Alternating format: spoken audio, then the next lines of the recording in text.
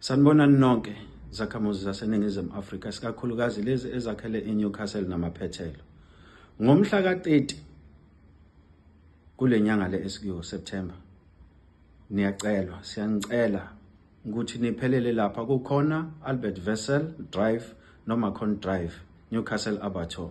Lapho kuzobe kukhona i-Labour Desk izolungisa lesi simo lesi esiyisihlava esidla inhlalonhle yezakhamuzi zase-South Africa ngokwamathuba omsebenzi, ngenxa yokuthi kuqasheka abantu abangaphandle kwalelizwe, kushiyeke abantu abayizakhamuzi zakulelizwe esilakhele.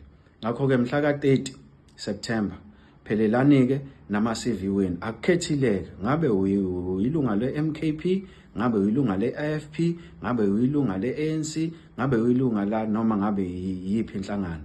Uma nje uyisakhamuzi sase-Newcastle, siyakucela ukuthi ube lapha mhla ka-30 ne-CV yakho.